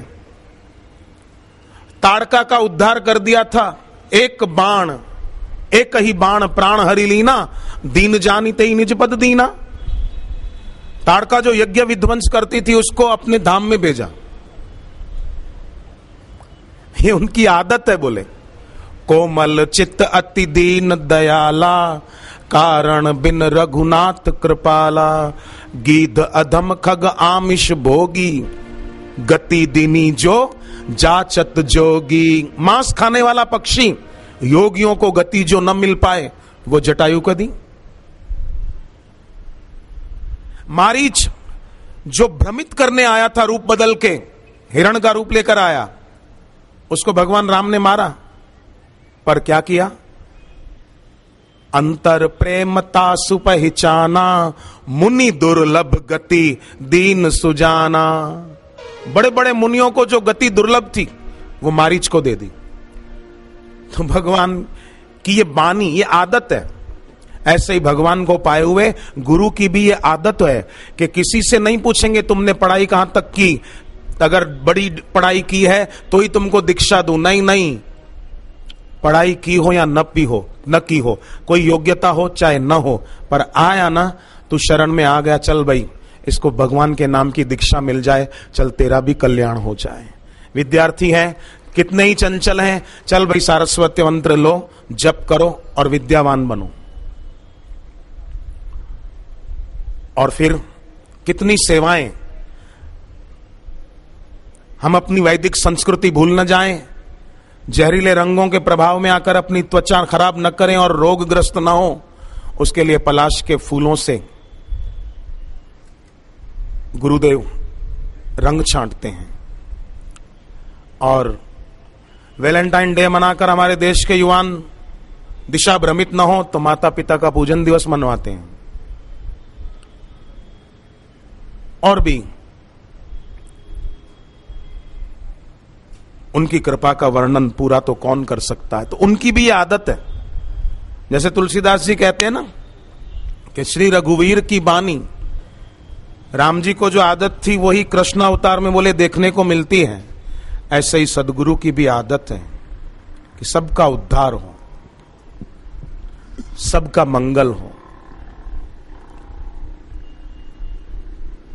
सर्वे भवन्तु सुखिनः, सर्वे सन्तु निरामय, सर्वे भद्राणि पश्यन्तु, मां कश्चित् दुख भाग भवेत्। एक सेवादार ने अपना अनुभव दिया है कि मैंने बापूजी से दीक्षा 2005 गुड़गांव में ली। अचानक एक रात पेट में दर्द शुरू हुआ। उस समय जयपुर से इंजीनियरिंग की पढ़ाई कर रहा था। उसी रात जयपुर के एसएमएस अस्पताल में भर्ती हुआ। वहां के HOD गैस्ट्रो डिपार्टमेंट ने मुझे लीवर का कैंसर बताया। उसके बाद टाटा हॉस्पिटल मुंबई गया। FNAC और बायोप्सी करने के बाद टाटा के डॉक्टरों ने कहा कि तुम्हारा पूरा लीवर खराब हो गया है, किडनी भी खराब होती जा रही है और इन्फेक्शन फेफड़ों तक जा चुका है। आप घर जाओ, 1-8 महीना बचोगे, फिर तो भाई राम नाम सत्य है। मैंने तुरंत बिना विलंब किए सूरत के आश्रम में होली का शिविर था, वहां पहुंच गया और वहां पूज्य बापूजी के होली शिविर में रहा। और गुरुदेव ने होली शिविर में पलाश के फूलों का रंग और उसमें थोड़ा गंगा जल मिला हुआ होली का रंग अपने पवित्र कर कमलों से जो बापूजी छांटते हैं, वो रंग मेरे पूरे शरीर पर लगा। तो जो कैंसर के रोग की वजह से मेरे पेट और छाती में दर्द रहता था, वो तुरंत उसी समय गायब हो गया। दर्द बिल्कुल न रहा। उसके बाद बापूजी सुबह 4:15 बजे मेरे सपने में आए और मेरे सिर पर हाथ फेरते हुए कहा, चिंता मत करना बेटे, तुझे कुछ नहीं होगा। तब से लेकर अब तक मैं बिल्कुल ठीक हूं। कैंसर की एक दवाई तक मैंने नहीं खाई। मेरे पास SMS जयपुर, टाटा मुंबई और एम्स दिल्ली वर्ष 2007 की सारी रिपोर्टें रखी हुई है। ये जिनका अनुभव है, हाँ, ये मैं कौन है? तुम्हारा है? ये भाई हैं। सबको हरिओम करो। उधर कैंसर था, रिपोर्ट रखी हुई है, कहां है? कल ले आना, कल रिपोर्ट देखेंगे, सबको दिखाएंगे। और जो लोग बोलते हैं होली के रंग में पानी का बिगाड़ होता है, वो भी देखना कि कितना दम है बापू जी के प्रति निष्ठा रखने वाले भक्तों में और बापू जी के इस होली के रंग में। बैठो। मूढ़ आदमी अपनी मूढ़ताएं कब छोड़ेगा? हे भगवान, जैसे आदिवासी कह रहा था, ये पानी का बिगाड़ हो रहा है। अरे वो मरेगा, उसको पानी चढ़ाना जरूरी है प्यारे। फिर भी अपना तो किसी से वैर नहीं है, पर ऐसे बेबुनियादी आरोप। मुंबई में 21-22 साधकों को एक पठान ने, पुलिस का अधिकारी पठान, न जाने उसको कुछ मिला था ये गलत काम करने के लिए, जो 21-22 जनों को अंदर कर दिया। सीबीआई, कुछ लोग मुंबई के कह रहे हैं कि जरूर उसको कुछ मिला था, सीबीआई की जांच होनी चाहिए कि ऐसा उसने क्यों किया, निर्दोष साधकों को अंदर डालने की जरूरत क्या थी।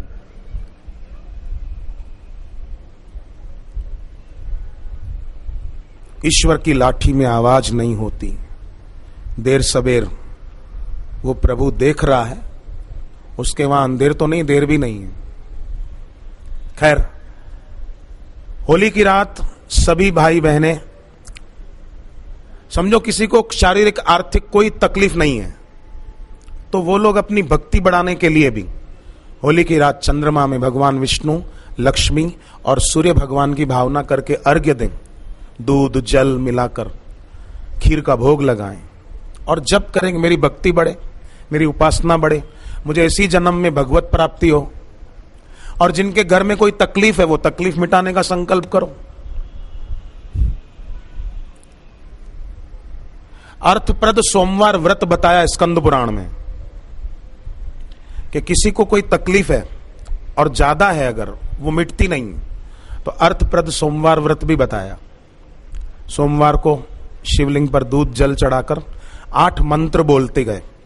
ओम दशभुजाय नमः, ओम दशभुजाय नमः, ओम दशभुजाय नमः, ओम दशभुजाय नमः, ओम त्रिनेत्राय नमः, ओम त्रिनेत्राय नमः, ओम त्रिनेत्राय नमः, ओम त्रिनेत्राय नमः, ओम पंचवदनाय नमः, ओम पंचवदनाय नमः, ओम पंचवदनाय नमः, ओम पंचवदनाय नमः, ओम शूलिने नमः, ओम शूलिने नमः, ओम शूलिने नमः, ओम शूलिने नमः, ओम श्वेत वृषभारूढ़ाय नमः, ओम श्वेत वृषभारूढ़ाय नमः, ओम श्वेत वृषभारूढ़ाय नमः, ओम श्वेत वृषभारूढ़ाय नमः, ओम सर्वाभरण भूषिताय नमः, ओम सर्वाभरण भूषिताय नमः, ओम सर्वाभरण भूषिताय नमः, ओम सर्वाभरण भूषिताय नमः, ओम उमा देहार्दस्थाय नमः, ओम उमा देहार्दस्थाय नमः, ओम उमा देहार्दस्थाय नमः, ओम उमा देहार्दस्थाय नमः, ओम सर्वमूर्तये नमः, ओम सर्वमूर्तये नमः, ओम सर्वमूर्तये नमः। ओम सर्वमूर्तये नमः। 8 मंत्र बोलते हुए जल चढ़ा दिया या प्रणाम करते हुए बोलते रहे तो भी अच्छा है। स्कंद पुराण में बताया कि किसी भी सोमवार से शुरू कर सकते। समझो कोई मंदिर में नहीं जा पाए तो भावना से घर पे बैठे भी कर दें क्या बुरा है? भगवान को वंदन कहीं भी कर सकते हैं, भगवान सब जगह है।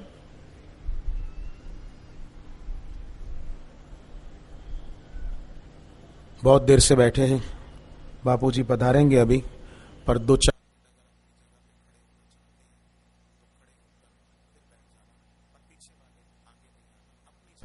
संध्या के समय जो जप ध्यान प्राणायाम करते हैं उनकी आध्यात्मिक उन्नति तो होती है, पर व्यवहारिक क्षेत्र में भी वे लोग खूब सफलताएं पाते हैं जो संध्या के समय जप करते हैं, प्राणायाम और ओमकार का गुंजन करते हैं।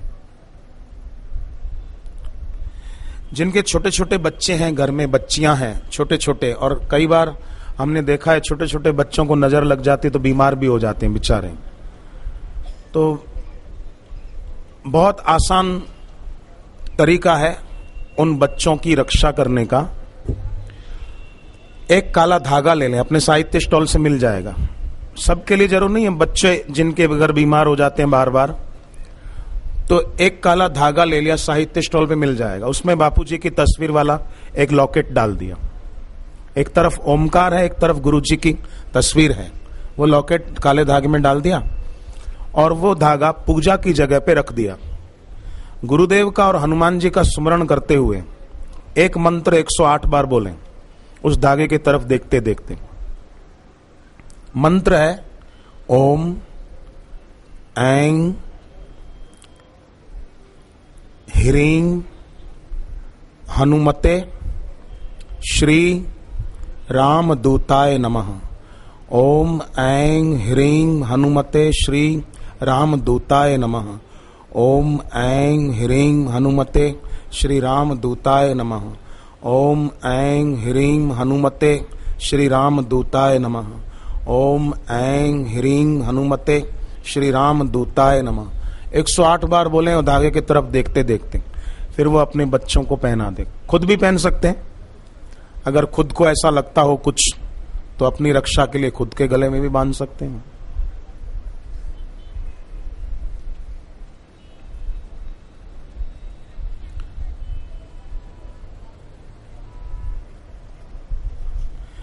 भाइयों की तरफ सेवादारी बिछात और बिछाते जाएं, भाइयों की संख्या बढ़ रही है। जय जय प्रभु दीन दयाल हरे, जय जय प्रभु दीन दयाल हरे। गोविंद हरे गोपाल हरे, गोविंद हरे गोपाल हरे।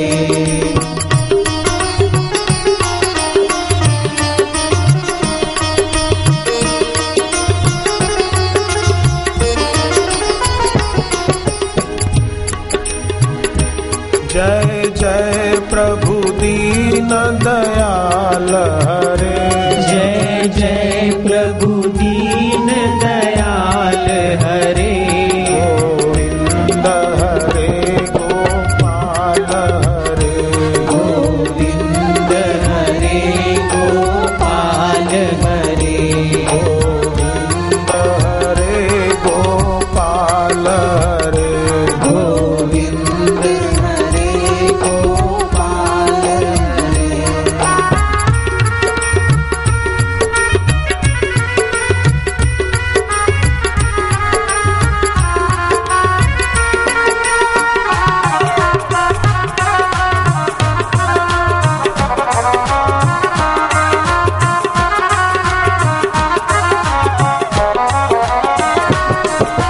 श्री गुरु चरण सरोज रज, निज मन मुकुर सुधारी। बरनउँ रघुवर विमल जसु, जो दायक फल चारी। बुद्धिहीन तनु जानिके, सुमिरौ पवन कुमार। बल बुद्धि विद्या देहु हरहु कलेश विकार। जय हनुमान जय कपीस तिहु लोक उजागर। रामदूत अतुलित बल धामा, अंजनी पुत्र पवन सुत नामा। महावीर विक्रम बजरंगी, कुमति निवार सुमति के संगी। कंचन वरण विराज सुबेशा, कानन कुंडल कुंचित केशा। हाथ वज्र और ध्वजा विराजे, कांधे मूंज जनेऊ साजे। शंकर सुवन केसरी नंदन, तेज प्रताप महाजगवंदन। विद्यावान गुणी अति चातुर, राम काज करिवे को आतुर। प्रभु चरित्र सुनिवे को रसिया, राम लखन सीता मन बसिया। सूक्ष्म रूप धरि सियहि दिखावा, विकट रूप धरि लंक जरावा। भीम रूप धरि असुर सहारे, रामचंद्र जी के काज सवारे। लाए संजीवन लखन जियाए, श्री रघुवीर हर्षि उर लाए। रघुपति कीन्ही बहुत बड़ाई, तुम मम प्रिय भरतहि सम भाई। सहस बदन तुमरो यश गावे, अस कहि श्रीपति कंठ लगावे। सनकादिक ब्रह्मादि मुनीषा, नारद सारद सहित महिषा। जम कुबेर दिगपाल जहाते, कवि कोविद कहि सके कहाते। तुम उपकार सुग्रीवहि मीना, राम मिलाए राजपद दीना। तुमरो मंत्र भीषण माना, लंकेश्वर भय सब जग जाना। जुग सहस्त्र जो जन पर भानु, लील्यो ताहि मधुर फल जानु। प्रभु मुद्रिका मिली मुख माही, जलधि लांगी गए अचरज नाहि। दुर्गम काज जगत के जेते, सुगम अनुग्रह तुम्हारे देते। राम दुआरे तुम रखवारे, होत न आज्ञा बिनु पैसारे। सब सुख लहे तुम्हारी शरणा, तुम रक्षक काहू को डरना। आपन तेज समारो आपे, तीनों लोक हाथ ते कापे। भूत पिशाच निकट नहीं आवे, महावीर जप नाम सुनावे। नासे रोग हरे सब पीरा, जपत निरंतर हनुमत वीरा। संकट से हनुमान छुड़ावे, मन क्रम वचन ध्यान जो लावे। सब पर राम तपस्वी राजा, तिनके काज सकल तुम साजा।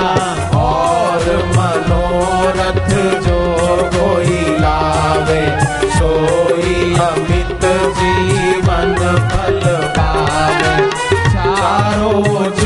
प्रताप तुम्हारा है प्रसिद्ध जगत उजियारा।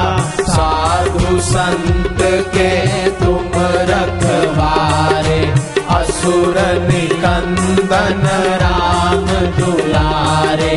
अष्ट सिद्धि नवनिधि के दाता असवर दीन जानकी माता। राम रसायन तुमरे पासा सदा रहो रघुपति के दासा। तुमरे भजन राम को पावे जन्म जन्म के दुख बिसरावे। अंत काल रघुवरपुर जाए जहाँ जन्म हरि भक्त कहाई। और देवता चित न धरई हनुमत से सर्व सुख करई। संकट कटे मिटे सब पीरा जो सुमिरे हनुमत बलबीरा। जय जय जय हनुमान गोसाई कृपा करो गुरुदेव की नाई। जो सत बार पाठ कर कोई छूटहि बंदी महासुख होई। जो यह पढ़े हनुमान चालीसा होए सिद्धि साखी गौरीसा। तुलसीदास सदा हरि चेरा कीजे नाथ हृदय महडेरा। कीजे नाथ हृदय महडेरा। पवन तनय संकट हरण मंगल मूर्ति रूप। राम लखन सीता सहित हृदय बसहु सुरभूप। सियावर रामचंद्र की जय। पवन सुत हनुमान की जय। उमापति महादेव की जय। बोलो रे भाई सब संतन की जय। अब संध्या करेंगे। देखा हनुमान जी ने भी पकड़ लिया ना आखिर। ऐसे भक्त भी भगवान को याद करते तो भगवान भी साथ देते। किसी ने सोचा थोड़ी था कि पाठ हो जाएगा, पर हो गया। मतलब वो राजी हैं, ये सिद्ध हो गया। और उन्होंने मानो अनायास ये हमसे पाठ करवा कर हमें प्रेरणा दे दी कि वो भी हमारे साथ ही हैं। क्योंकि हनुमान जी को जप बहुत अच्छा लगता है और जो साधक खुद जप करते हैं ना वो हनुमान जी को अच्छे लगते हैं, क्योंकि हनुमान जी जप प्रिय हैं। सुमिर पवन सुत पावन नाम अपने वश करि राखे राम।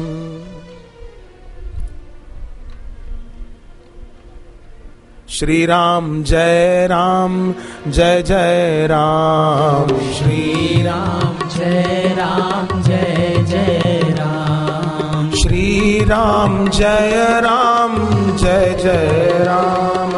श्री राम जय जय राम। श्री राम जय जय राम। श्री राम जय जय राम।